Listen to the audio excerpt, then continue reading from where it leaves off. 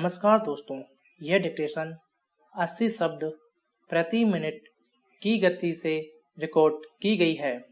Dictation शुरू होने में शेष हैं 5 सेकंड। स्टार्ट।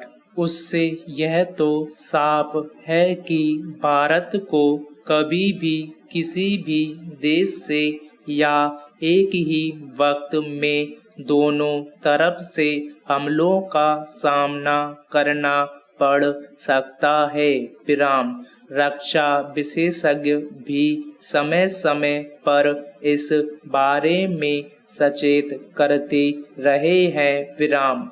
वास्तविक नियंत्रण रेखा पर अशांति के बाद चीन ने जिस तरह की मोर्चाबंदी करते हुए सैन्य जमावड़ा बढ़ा दिया है, उसे देखते हुए जरूरी हो गया है कि हमारी वायु सेना अत्याधुनिक लड़ाकू विमानों और हेलीकॉप्टरों से सुसज्जित हो। विराम।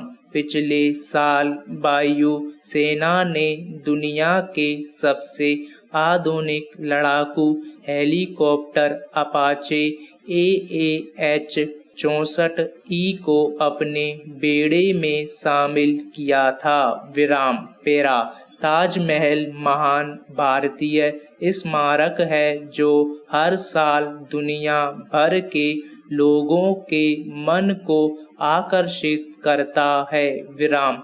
यह भारत में आगरा, उत्तर प्रदेश में यमुना नदी के किनारे पर स्थित है। यह भारत में मुगल स्थापत्य कला की एक शानदार कृति है। विराम। यह आगरा किले से कम 2.5 किलोमीटर दूरी पर स्थित है। विराम। यह मुगल सम्राट शाहजहां के आदेश पर अपनी सम्माननीय और प्रिय पत्नी अर्जुमंद बानो मुमताज महल की याद में बनाया गया था। विराम। वह बहुत सुंदर थी और राजा उसे बहुत प्यार करता था। विराम।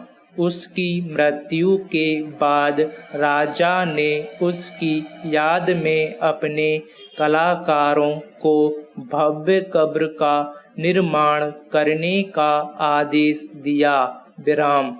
यह विश्व के सबसे महान और आकर्षक स्मारकों में से एक है जो विश्व के 7 आश्चर्यों में शामिल है। विराम। पेरा। भगत सिंह का जन्म पंजाब के नवांशहर जिले के खटकर कला गांव के एक सिख परिवार में 27 सितंबर 1907 को हुआ था। उनकी याद में अब इस जिले का नाम बदलकर शहीद भगत सिंह नगर रख दिया गया है। विराम। वह सरदार किशन सिंह और विद्यापति की तीसरी संतान थे। विराम। भगत सिंह का परिवार स्वतंत्रता संग्राम से सक्रिय रूप से जुड़ा हुआ था। विराम। उनके पिता किशन सिंह और चाचा अजीत सिंह गदर पार्टी के सदस्य थे। विराम। गदर पार्टी की स्थापना ब्रिटिश शासन को भारत से निकालने के लिए अमेरिका में हुई थी। विराम।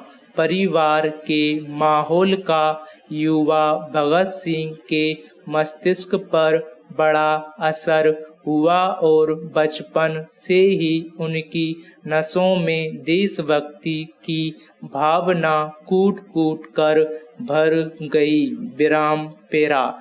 कमीशन का लौटाया जाना। धारा 284 के अधीन जारी किए गए किसी कमीशन के सामयिक रूप से निष्पादन किए जाने के पश्चात वह उसके अधीन परिचित साक्ष्यों के अभिसाक्ष्य सहित उस न्यायालय या मजिस्ट्रेट को जिसने कमीशन जारी किया था लौटाया जाएगा और वह कमीशन उससे संबद्ध विवरणी और अभिसाक्ष्य सब उचित समय पर पक्षकारों के निरीक्षण के लिए प्राप्य होंगे और सब न्याय संगत अपवादों के अधीन रहते हुए किसी पक्षकार द्वारा मामले में साक्ष्य पढ़े जा सकेंगे और अभिलेख का भाग होंगे। स्टॉप।